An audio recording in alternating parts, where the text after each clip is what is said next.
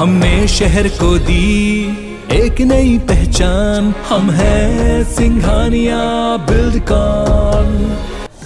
Petrol diesel के दाम 9 दिन में 8वीं बार बढ़े हैं। आज पेट्रोल डीजल पर 80 पैसे बढ़े हैं। उपचुनाव के बाद 4 नवंबर 2021 को केंद्र ने पेट्रोल पर 5 रुपये प्रति लीटर टैक्स घटाकर जो राहत दी थी, उसका असर अब खत्म हो चुका है। 9 दिन में पेट्रोल 5 रुपये 60 पैसे महंगा हो गया।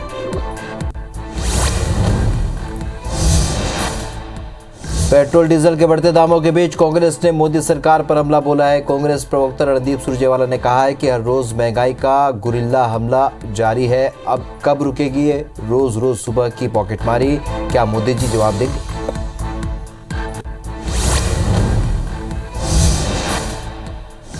जम्मू कश्मीर के श्रीनगर के रैनावारी इलाके में बीती रात मुठभेड़ हुई, जिसमें 2 आतंकवादी मारे गए। पुलिस और सीआरपीएफ की टीम ने मिलकर कार्रवाई की। पुलिस ने बताया कि आतंकियों के पास से हथियार और गोला बारूद सहित आपत्तिजनक सामग्री बरामद की गई है। मुठभेड़ में मारे गए आतंकी लश्कर-ए-तैयबा TRF के 2 स्थानीय आतंकवादी।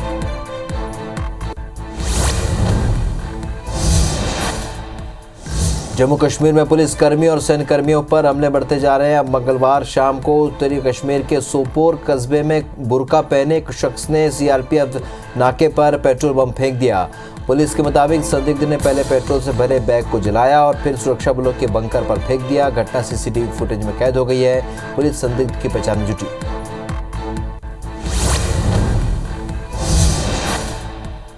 देश में कोरोना के मामलों में मामूली बढ़त दर्ज की गई है। बीते 24 घंटे में कोरोना के 1233 नए मामले सामने हैं, जबकि 31 लोगों की कोरोना से मौत हुई है। देश में अब एक्टिव मरीजों की संख्या 14,704 रह गई है। वहीं बीते 24 घंटे में 1,876 लोग डिस्चार्ज होकर अपने घर लौटे हैं। प्रधानमंत्री नरेंद्र मोदी आज 7 देशों के बिम्स्टेक समूह के शिखर सम्मेलन में शामिल हुए। बिम्स्टेक बिना पाकिस्तान के 7 देशों का एक क्षेत्रीय समूह है। बिम्स्टेक समिट में संबोधित करते हुए पीएम मोदी ने कहा कि बिम्स्टेक सेंटर फॉर वेदर को सक्रिय केंद्र बनाने के लिए भारत $30 लाख खर्च करने को तैयार है। इसके लिए सबका सहयोग जरूरी है। 5वें बिम्स्टेक शिखर सम्मेलन में पीएम मोदी ने कहा, बिम्स्टेक की स्थापना का ये 25वां वर्ष है। इस लैंडमार्क समिट के परिणाम बिम्स्टेक के इतिहास में एक स्वर्णिम अध्याय लिखेंगे। कृषि उत्पादों के लिए क्षेत्रीय सहयोग नेटवर्क बनाने की भी संभावना है। आपराधिक मामलों में भी हम सहयोग का नया ढांचा बना रहे हैं और इसके लिए नया समझौता कर रहे हैं। पीएम मोदी ने कहा कि यूरोप में हाल ही में घटनाक्रमों ने अंतर्राष्ट्रीय व्यवस्था की स्थिरता पर सवाल खड़े कर दिए हैं। इस संदर्भ में क्षेत्रीय सहयोग करना एक बड़ी प्राथमिकता बन गई है। आज हम अपने समूह के लिए संस्थान वास्तुकला विकसित करने के लिए बिम्स्टेक चार्टर अपना रहे हैं। पीएम मोदी ने कहा कि हम नालंदा अंतर्राष्ट्रीय विश्वविद्यालय द्वारा प्रस्तावित बिम्स्टेक छात्रवृत्ति कार्यक्रम के दायरे का विस्तार करने पर काम कर रहे हैं। हम आपराधिक मामलों पर आपसी कानूनी सहायता पर एक संधि पर भी हस्ताक्षर कर रहे हैं। जम्मू कश्मीर में पुलिसकर्मी और सैन्य कर्मियों पर हमले बढ़ते जा रहे हैं। अब मंगलवार शाम को उत्तरी कश्मीर के सोपोर कस्बे में बुर्का पहने एक महिला ने सीआरपीएफ नाके पर पेट्रोल बम फेंक दिया। घटना सीसीटीवी फुटेज में कैद हो गई है और मामले में पुलिस का कहना है कि महिला की पहचान कर ली गई है। जल्दी गिरफ्तारी की जाएगी। जम्मू कश्मीर के श्रीनगर के रैनावारी इलाके में बीती रात को मुठभेड़ हुई, जिसमें 2 आतंकवादी मारे गए। पुलिस और सीआरपीएफ की टीम ने मिलकर कार्रवाई की। पुलिस ने बताया कि आतंकियों के पास से हथियार और गोला बारूद सहित आपत्तिजनक सामग्री बरामद की गई। मुठभेड़ में मारे गए आतंकी लश्कर-ए-तैयबा TRF के 2 स्थानीय आतंकवादी थे। मुख्यमंत्री अरविंद केजरीवाल ने आप सरकार द्वारा पेश किए गए बजट को ऐतिहासिक बताया और कहा कि उसमें कोई साधारण दस्तावेज नहीं थे। ये पहली बार हुआ है जब स्वतंत्र भारत में किसी सरकार ने 5 साल के भीतर 20 लाख नौकरियों के सृजन का प्रस्ताव देने का साहस किया है।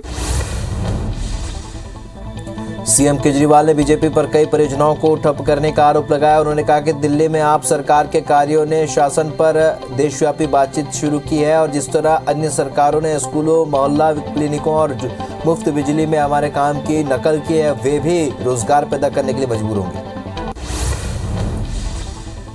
पेट्रोल डीजल के दाम 9 दिन में 8वीं बार बढ़े हैं। आज पेट्रोल डीजल पर 80-80 पैसे की बढ़ोतरी हुई है। उपचुनाव के बाद 4 नवंबर 2021 को केंद्र ने पेट्रोल पर 5 रुपए प्रति लीटर टैक्स घटाकर जो राहत दी थी, उसका असर अब खत्म हो चुका है। 9 दिन में पेट्रोल 5 रुपए 60 पैसे महंगा हो गया।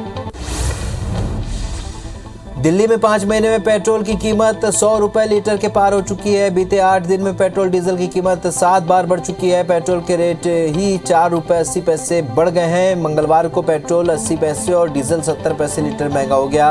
बता दें कि कच्चे तेल की कीमत लगातार कम हो रही है। बीते सोमवार को ही इसमें 5.20 की गिरावट आई थी। सबसे बड़ा तेल निर्यातक सऊदी अरब कच्चे तेल की कीमत बढ़ाने की तैयारी में है। सरकारी कंपनी सऊदी अरामको एशियाई ग्राहकों के लिए अपने एक प्रमुख अरब लाइट क्रूड के दाम $5 प्रति बैरल बढ़ाएगा। इसका असर भारत पर भी पड़ेगा। भारत अपनी जरूरत का 20% कच्चा तेल सऊदी अरब से ही खरीदता है।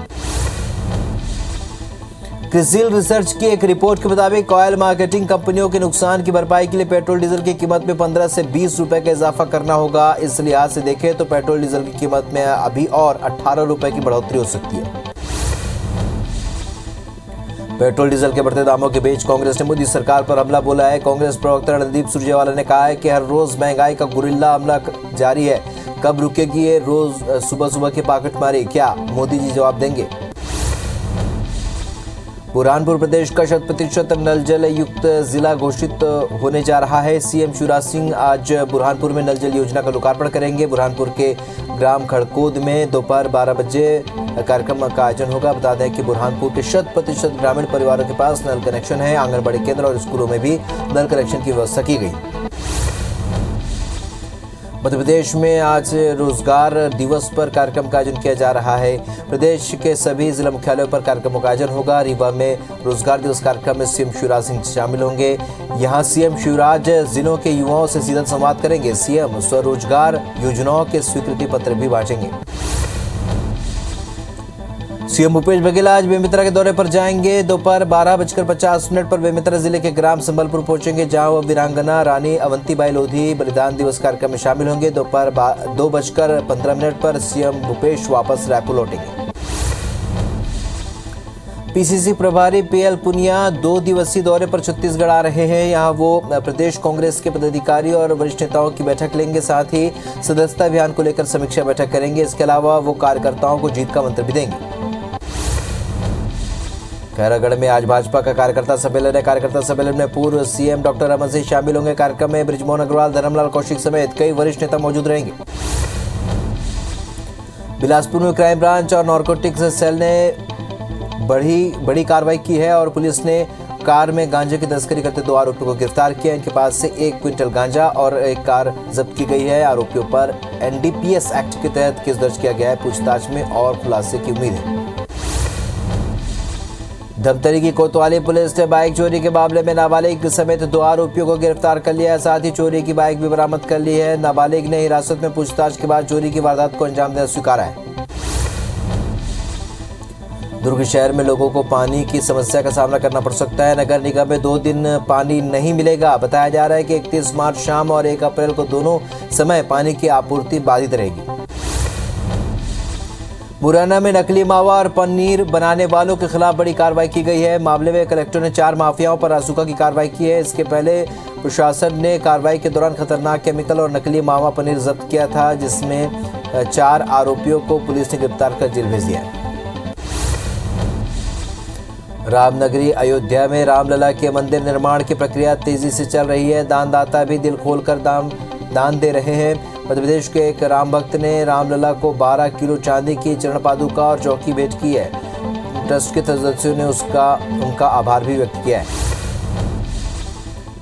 भानु प्रतापपुर में वनकर्मियों की हड़ताल जारी है। कांकेर में आए वनकर्मियों के पदाधिकारी गणों का जोर शोर से स्वागत किया गया और इस मौके पर उन्होंने कहा कि जब तक मांगे पूरी नहीं होती हड़ताल जारी रहेगी। वहीं भाजपा कार्यकर्ताओं ने भी वनकर्मियों का समर्थन किया।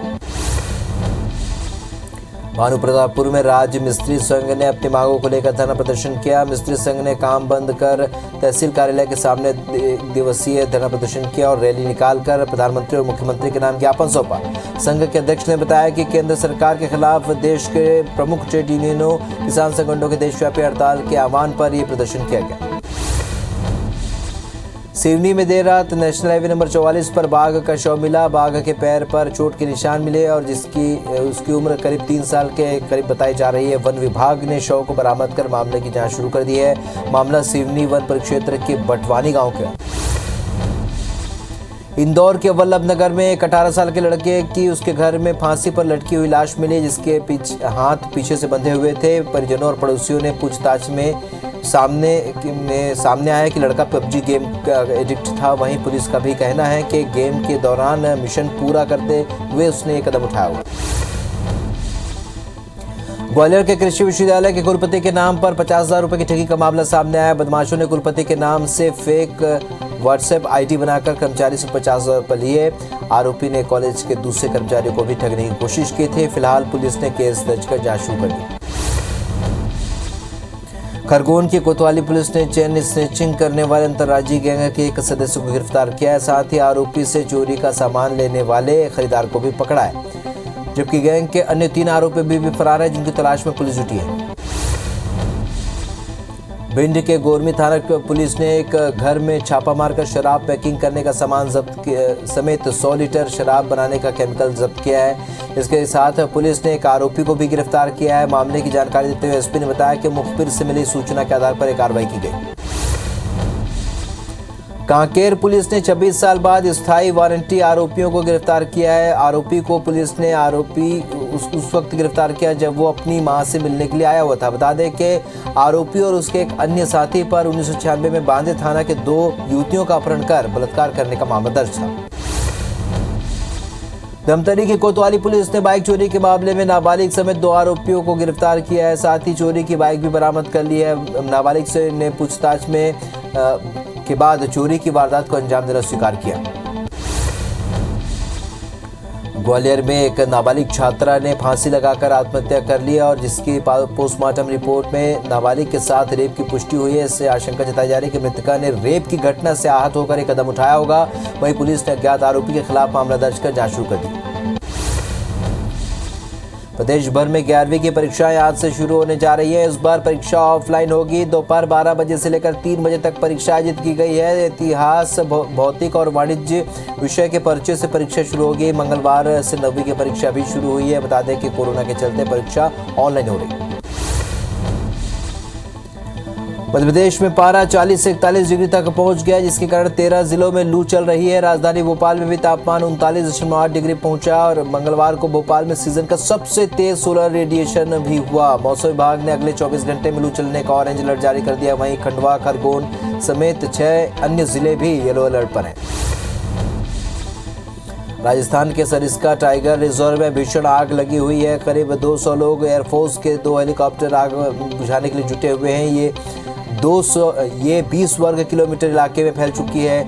आग वाले इलाके को बाघों की नर्सरी कहा जाता है। यहाँ पर 27 टाइगर मौजूद हैं। अफसरों का दावा है कि प्रभावित इलाके में कोई बाघ नहीं फंसा है। एहतियात के तौर पर आसपास के कुछ गांवों को खाली कराया गया। देश में कोरोना के मामलों में मामूली बढ़त दर्ज की गई है। बीते 24 घंटे में कोरोना के 1233 नए मामले सामने हैं, जबकि 31 लोगों की मौत हुई है। देश में अब एक्टिव मरीजों की संख्या 14,704 हो गई है। वहीं बीते 24 घंटे में 1,876 लोग डिस्चार्ज होकर अपने घर गए। कोरोना महामारी से दुनिया के कई देशों में एक बार फिर से दहशत का माहौल बन गया है। दक्षिण कोरिया में कोरोना संक्रमण के मामलों में तेजी से बढ़ोतरी दर्ज की गई। यहाँ आज कोरोना वायरस के 4 लाख से भी ज्यादा नए मामले सामने आए, जबकि इस बीमारी के संक्रमण से 432 लोगों की मौत हुई। वहीं ओमिक्रॉन के सब वेरिएंट के तेजी से प्रसार होने से चिंता और बढ़ गई। कोरोना काल के 2 साल में पहली बार चीन के सभी 31 प्रांतों में संक्रमण फैल गया है। चीन में कोरोना के ओमिक्रॉन वेरिएंट के लगभग 62,000 केस है। चीन के कई शहरों में लॉकडाउन के हालात हैं। वहीं ऐसे में वहां की अर्थव्यवस्था पर विपरीत असर पड़ रहा है। चीन के राष्ट्रपति शी जिनपिंग की जीरो कोविड नीति फेल साबित हो रही है। पाकिस्तान की सियासत के अहम फैसले का दिन करीब आता जा रहा है। प्रधानमंत्री इमरान खान के खिलाफ अविश्वास प्रस्ताव पर 31 मार्च शाम 4 बजे से बहस होगी। इसके बाद वोटिंग होगी। इमरान खान ने मंगलवार को अपनी पार्टी के सांसदों को अविश्वास प्रस्ताव पर वोटिंग के दिन नेशनल असेंबली के सत्र में भाग नहीं लेने या न आने का सख्त निर्देश दिया है। इमरान खान को देर रात एक बड़ा झटका लगा। रिपोर्ट के मुताबिक मंगलवार की रात इमरान खान के नेतृत्व वाले पाकिस्तान तहरीक-ए-इंसाफ की प्रमुख सहयोगी MQM और विपक्षी दल पाकिस्तानी पीपुल्स पार्टी के बीच एक डील हुई। इसके तहत MQM इमरान खान से समर्थन वापस लेगी। इस फैसले के बाद अब इमरान खान की सरकार अल्पमत में आ गई। इजराइल के बनी ब्रॉक शहर में आतंकी हमला हुआ है। इस हमले में 5 लोगों की मौत हो गई। टाइम्स ऑफ इजराइल की रिपोर्ट के मुताबिक एक बाइक सवारों ने सड़क पर चल रहे लोगों पर एक के बाद एक गोलियां बरसा दी। जानकारी मिलते ही पुलिस मौके पर पहुंची। पुलिस ने कहा कि हमले में आतंकी की भी मौत हो गई। वहीं एक अन्य आतंकी को गिरफ्तार किया गया है। बताया जा रहा है कि आतंकी फिलिस्तीनी हैं। पुलिस का मानना है कि आतंकी फिलिस्तीन के आतंकी संगठन हमास से जुड़ा था और हथियारों की अवैध बिक्री के मामले में 6 महीने की जेल की सजा काट चुका था। फिलहाल इस मामले में पुलिस ने 8 फिलिस्तीनियों को हिरासत में लिया है। मामले की जांच जारी है। रोमानिया की सरकार ने यूक्रेन और रूस के बीच जंग के चलते परमाणु आपातकाल की स्थिति में निपटने की तैयारी शुरू कर दी है। रोमानिया में लोगों को मुफ्त में पोटेशियम आयोडीन की टैबलेट बांटने का फैसला लिया गया है। देश के स्वास्थ्य मंत्री रफीला ने कहा कि परमाणु हमला होने की संभावना कम है, लेकिन ये संभव है। रूस और यूक्रेन की जंग के 35 दिन बाद कुछ अच्छे संकेत मिले। तुर्की में हुई बातचीत के बाद रूस के डिप्टी डिफेंस मिनिस्टर ने कहा कि यूक्रेन की राजधानी कीव और चेर्निहिव के आसपास सेना की एक्टिविटी कम करेंगे। पुतिन और ज़ेलेंस्की भी बात करने के लिए राजी हैं। यूक्रेन की राजधानी कीव से रूसी सैनिक पीछे हटने लगे हैं, लेकिन अमेरिका ने इससे उल्टा दावा किया है। अमेरिकी अधिकारियों का कहना है कि कीव के आसपास दिख रही रूसी सेना की मूवमेंट उसकी वापसी का नहीं, बल्कि सैनिकों के नए सिरे से तैनाती का संकेत दे रही है। रूसी सैनिक लगातार यूक्रेनी शहरों में बमबारी कर रहे हैं, जिससे तमाम शहर खंडर में तब्दील हो चुके हैं। इस बीच माइकोलाइव में रूस ने रीजनल एडमिनिस्ट्रेटिव हेडक्वार्टर की बिल्डिंग पर रॉकेट से अटैक किया। इस हमले में कम से कम 12 लोगों की मौत हुई है, वहीं 33 लोगों के घायल होने की खबर है। रूस ने यूक्रेन पर हमले कम करने का ऐलान किया है। इसके बाद रूस ने अब यूक्रेन की राजधानी कीव से सैनिकों को पीछे हटाना शुरू कर दिया है। इसमें रूस बटालियन टेक्निकल ग्रुप शामिल है, जो कि यूक्रेन के राजधानी के आसपास के क्षेत्रों से पीछे हट रही है। दरअसल रूसी सेना अब दक्षिण और पूर्व में बढ़त बनाने के लिए उत्तर के कुछ क्षेत्रों में पीछे हट रही है। यूक्रेन के राष्ट्रपति ज़ेलेंस्की ने डेनमार्क की संसद को संबोधित करते हुए कहा है कि रूसी सैनिक मारियुपोल में जो कर रहे हैं वो मानवता के खिलाफ एक अपराध है, जो वास्तविकता में पूरी दुनिया के सामने हो रहा है। ज़ेलेंस्की ने आरोप लगाया कि शेल्टर्स में नागरिकों के छिपे होने की जानकारी होने के बावजूद रूसी बलों ने उन्हें उड़ा दिया।